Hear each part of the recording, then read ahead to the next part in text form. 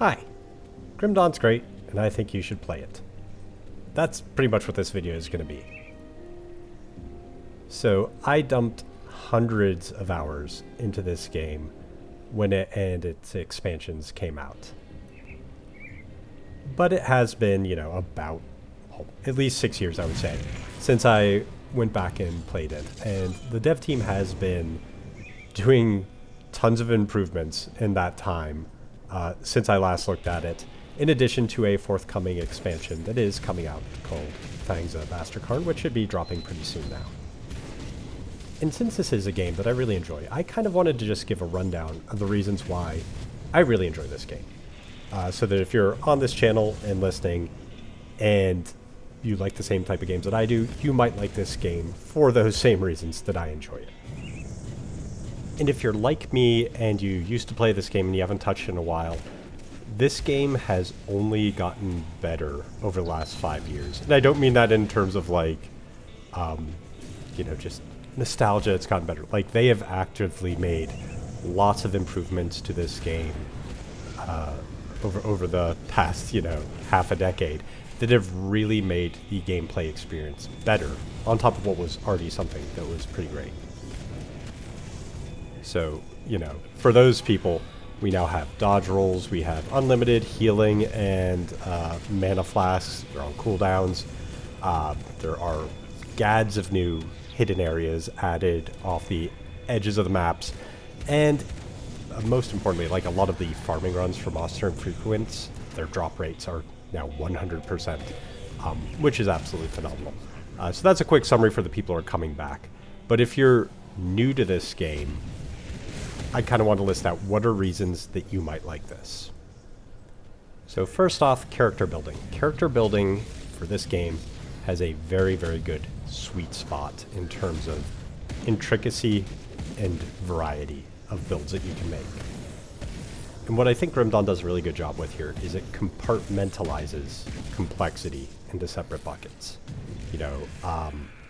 You have essentially 3 orthogonal paths for increasing the power of your character.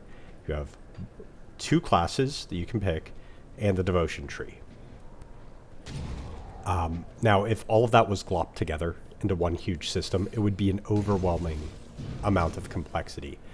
But you can kind of look at a single class's tree and figure out what skills you like there and if it's kind of your cup of tea. And then you kind of move down class by class and kind of get a feel for slowly what sort of combinations make sense to you. Similarly, the devotion tree being its own separate, digestible chunk, you can kind of figure that out on its own. So you have, it's broken up into pieces in a way where you can kind of learn the system at your own pace. And there's a good variety of classes there, too. Some of which, just feel pretty unique for the genre. I mean, you have your standard kind of fighter, druid, assassin, necro, paladin, barbarian coming up, and, spellcaster, wizardy sort of thing. But then you have kind of unique to the setting ones, you can have a gunslinger or a, mad bomber or a witch in a farmer hat. There's a good variety to choose from. And then when you combine those two kind of potentially very disparate classes, it lets you mix things that seem like they shouldn't mesh well together into very kind of creative combinations. Love the way that the dual class system works. Then later on top of that, you have your devotion system, which is essentially passively proccing abilities that you can layer on top of any of the classes. It looks like there's a lot there at first, but it's not incredibly overwhelming. There's really not that... They could use more, frankly. But there's a good variety of things to choose from there, just to spice up a build with special abilities. So you can take some classes that don't have pets in them, and you can add some devotion procs where they will get pets. You can add some devotion procs that improve cooldowns or add healing or regen to classes that don't have healing and regen. It really gives you a lot of flexibility in terms of how you build your classes out. Really like the devotion system and how that works in there. And another thing on building your characters is respecking is painless and pretty much unlimited. You know, you're not going to know what you want to make the first time you make a character in Grim Dawn. This game respects your time with respecking. If you make a mistake, you don't have to start over your character. You can just go and swap your devotion points around. You can swap your skill points around in your classes. If you make a mistake even on your attributes like your physique, your cunning, and your spirit, eventually you can even swap those around too. It, like I said, it respects your time, and it's not going to force you to replay the game from scratch just because you clicked the wrong skill or you wanted to try something and it didn't work. Just respect it, and it works. Next topic, itemization. And Grim Dawn does some really unique things here. You know, it has the standard, you know, tiers of weaponry, legends, sets, and stuff like that. I'm going to mention two things in particular that stand out. The first is the availability of damage conversion as just like a general affix you can find all over the place. And I mentioned in the class section, you can kind of mix and match classes into weird things that shouldn't work. And that is enabled by like this set of affixes where it's like you can make a fire spell do cold damage so that you can have classes that seem like they shouldn't work together work, because the itemization lets you convert damage types into kind of a more unified set. So if you have a Nightblade with cold damage, like I have up on the screen here, and a Demolitionist that's fire damage, well, I can convert that Demolitionist's fire damage to cold damage, which then, you know, ties in better with, you know, the Nightblade's abilities to reduce an enemy's cold resistance. It opens up really creative combinations, this ability to convert damage types, and it's all over the place, both as unique prefixes on certain kind of legendary items that only affect a certain skill, to general damage conversion prefixes and suffixes that affect all your skills across the board, including ones from devotions. And that's just something that's really unique here. And, you know, there's an opportunity cost to that. If you're taking conversion, you're losing out on damage, so, you know, it's a way of letting you be more creative with your builds to have that in the game. Secondly, the itemization in Grim Dawn takes away a lot of my common pain points with ARPGs. And that is that eventually almost all ARPGs feel like a random number generator to me, where I'm just rolling dice over and over, waiting for an item to drop, and there's nothing I can do to make that item drop. As soon as a game feels like a random number generator, it's lost me, and I stop playing. Grim Dawn has a couple of different solutions for that work pretty well. The first is a class of items called Monster Infrequents, which essentially they're boss farming, target boss farming for really good items.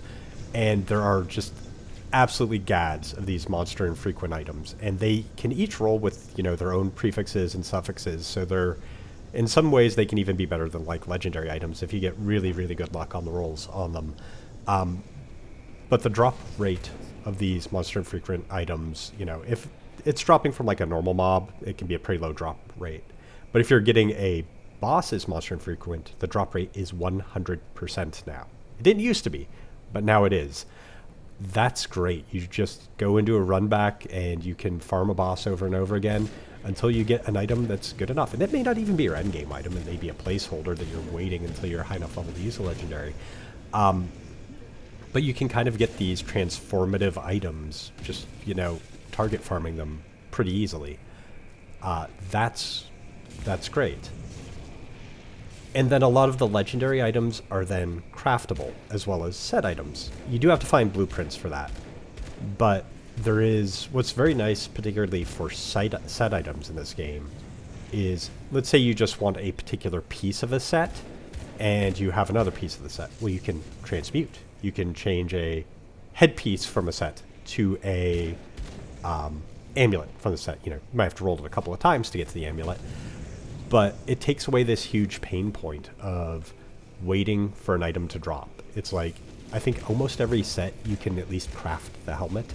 So you can just if you get lucky on the drop, you can on a blueprint drop, and you want the amulet from a set, you craft the helmet and transmute it into an amulet. It's a lot less wasted time hoping for a drop that you can't force. So a lot of that random number generator feel of itemization is taken out here, and I love that. And the most important thing about Grim Dawn that I like is it is a non-procedurally generated world that is very well crafted. Now, there are procedural gameplay modes, or kind of procedural, in the Crucible and the Shattered Realm. Not my cup of tea. I do the Crucible a little bit at the beginning of the game, but that's about it. But by and large, this is a game for people who like exploring. So the game is massive. The maps are huge, and every area is filled with all these little nooks and crannies for you to explore and discover things. And the mood of this world is great. You know, this isn't a humanity is fighting back. This is kind of like humanity is lost and you're kind of just surviving in the ashes a little bit here. That tone and feel of the game is great. And, you know, whereas some games might have, oh, there's an ancient evil. Well, Grim Dawn has, like, all the ancient evils. You know, we have, you know, demons and ancient undead and, you know, spirit gas ghosts and, you know, eldritch Lovecraftian abominations. All the ancient evils are here, and they're coming for you. And evil cowboys. There's evil cowboys, too, because cowboys suck. Go birds.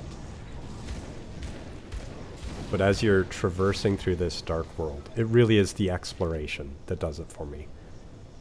These maps are packed with, you know, content and secrets, and, you know, you'll run off to the edges of the map and you'll find, you know, hidden treasure chests and things like that behind walls that you can break. And, you know, then you get to some areas and you start running off the edge of the map, and there are secrets and entire quest lines where you run off the edges of the map into hidden areas. And this is a game that rewards your curiosity. Go and poke your nose into all the different corners of the map, and you will find interesting things. You will find hidden bosses. You will find great rewards. I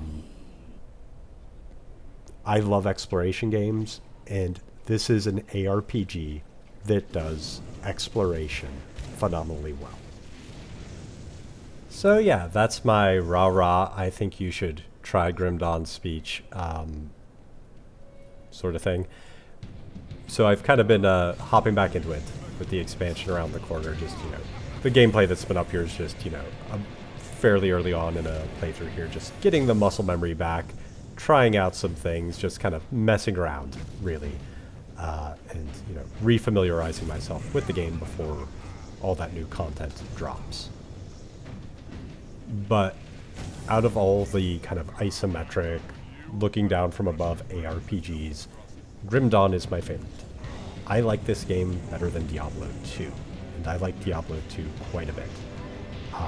And I think it really is, for the most part, it is that flexibility in the class system, the variety and ease of getting different items, and just the crafted nature of the world that just pushes you to explore. I love this game. If those are reasons you think you might like it, give it a shot. And if you've stepped away for a while, they have improved it pretty significantly. So come back and give it a try. Thanks for listening. Bye.